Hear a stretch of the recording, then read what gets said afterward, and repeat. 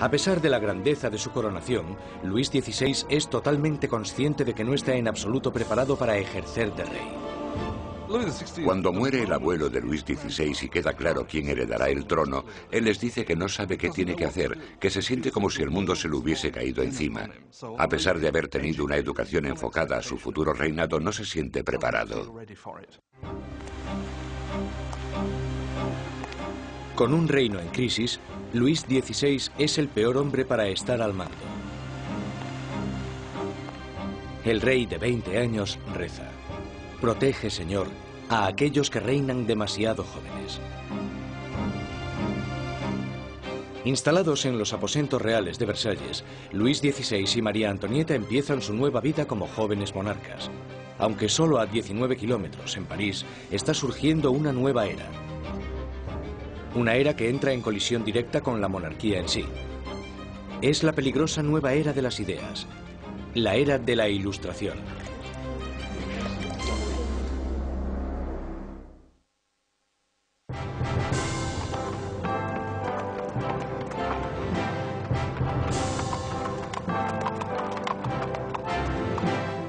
Mientras el carruaje real se va acercando al prestigioso colegio Louis le Grand en París, la gente se aglomera para echar un vistazo a la realeza. Es el momento de darle la bienvenida a París al nuevo rey, Luis XVI, y a su joven esposa.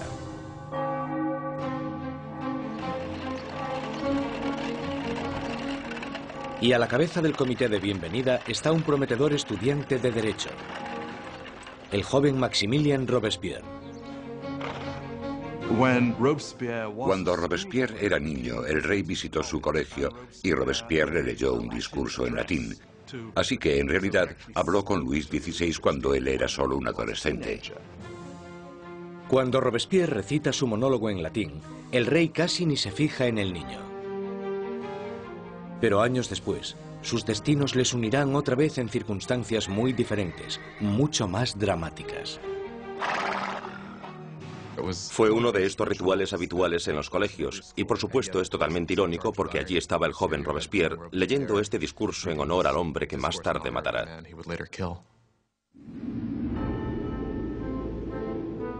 Por ahora, su acogida es cariñosa y sus halagos sinceros. La visita de los monarcas puede que ganase los corazones de la gente, pero sus mentes se están inclinando cada vez más hacia una dirección totalmente diferente. Desde la Edad Media, la sociedad europea se había dividido en tres clases distintas, establecidas en el nacimiento. Había una gran división entre la riqueza de la nobleza y el clero y la pobreza de los campesinos.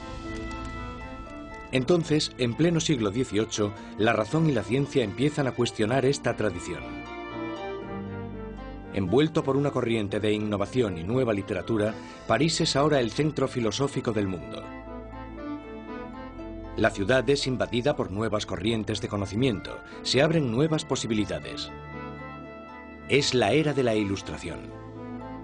La Ilustración es un movimiento que lo que dice es que desconfíes de la autoridad, que desconfíes de todo lo que te hayan contado antes y que pienses por ti mismo, que lo compruebes tú mismo. En la Europa del antiguo régimen te decían lo que tenías que pensar. El clero y los gobernantes te daban la información. La idea de que una persona con algo de dinero pudiese acceder a través de la alfabetización al conocimiento humano de manera libre era revolucionaria. Surge una nueva élite por todo París. Los aristócratas se reúnen para hablar sobre los escritores de la Ilustración y la floreciente edad de la razón. Voltaire, Rousseau. Nuevas voces se alzan a favor de la libertad, del control del propio destino y, sobre todo, de la igualdad. La pasión por esta nueva literatura se desata sobre todo en las clases altas. Pero mientras las ideas de la Ilustración van adentrándose en otros estratos de la sociedad, la lucha por la igualdad empezará a amenazar el estilo de vida aristocrático. Es una amenaza porque acabarán cuestionándose por qué los aristócratas son los que tienen privilegios. Se preguntan por qué el mundo está dividido de esta manera. ¿No podemos cambiarlo para que sea un mundo mejor? ¿El progreso no es posible? Esto hará que vaya perdiendo fuerza la idea de que la monarquía, la aristocracia y la jerarquía son algo natural. Para ver aplicadas las ideas de la Ilustración, Solo había que echar un vistazo al otro lado del Atlántico, donde los americanos luchaban por independizarse del antiguo enemigo de Francia, Inglaterra. El joven rey Luis quiere vengarse de las derrotas de su abuelo en la guerra y ve su oportunidad en la guerra de la independencia americana. Luis confía a la causa un total de 2.000 millones de libras, lo suficiente para alimentar y dar cobijo a 7 millones de ciudadanos franceses durante un año. La inversión marcará el inicio de un colapso económico en Francia. América lleva a Francia a la bancarrota porque para luchar en esta guerra, los franceses tienen que recaudar una enorme cantidad de dinero. Esto lleva a la monarquía francesa a endeudarse para poder luchar en la guerra de la independencia americana. Y es un elemento crucial en la situación financiera de la monarquía francesa. Mientras Luis XVI manda dinero y tropas al otro lado del Atlántico, María Antonieta se ocupa de generar sus propias deudas. La vida en Versalles es una interminable rutina de rituales arcaicos y formalismos. Hay ceremonias para cuando el rey y la reina se levantan, para cuando se visten, para cuando comen, para cuando se van a la cama. Para entretenerse en medio de la monotonía de estos rituales, María Antonieta preside extravagantes desfiles de moda. María estaba obsesionada con una moda ridícula, sobre todo con esos recogidos tipo torre de varios centímetros de altura y que llevaban horas y horas de elaboración y en los que metían todo tipo de ornamentos y frutas. A muchos les parecían una obscenidad. Acabaron representando todos los problemas de ella, de Versalles y a esa cultura. Aparte de esta moda extravagante, María Antonieta se entretiene con los cotilleos de la corte, haciendo apuestas y representando obras de teatro. Cuando empieza a acumular deudas, le ponen el nombre de Madame Déficit. A María le ponen el nombre de Madame Déficit, ya que el país está sumido en un caos económico, y ella sigue gastando en vestidos, joyas y zapatos como si nada. Ella era la Imelda Marcos de su época.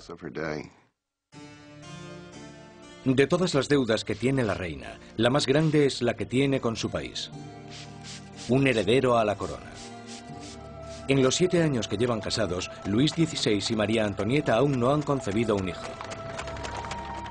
Ella se encuentra en una situación cada vez más humillante. El trabajo de la reina es darle un heredero varón al trono francés. Y en esa época la gente la criticaba y estaba desilusionada. Decían que el rey nunca se debería haber casado con esa archiduquesa austriaca, porque ahora ni siquiera podía darle un heredero al trono.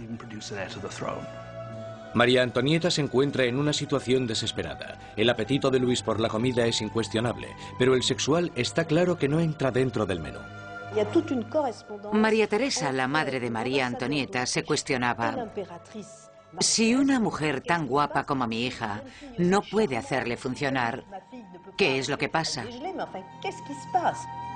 Luis XVI y su joven esposa María Antonieta no fueron capaces de concebir un hijo durante 7 años, y esto deslucirá el principio de su reinado. De sobra era conocida su afición de cerrajero. Había un montón de canciones sobre Luis el cerrajero, al que le costaba encontrar el agujero donde meter la llave.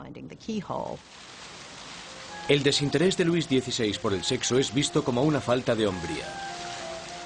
Después de años de frustración y depresión por parte de la corte, al rey se le diagnostica una enfermedad curable llamada fimosis.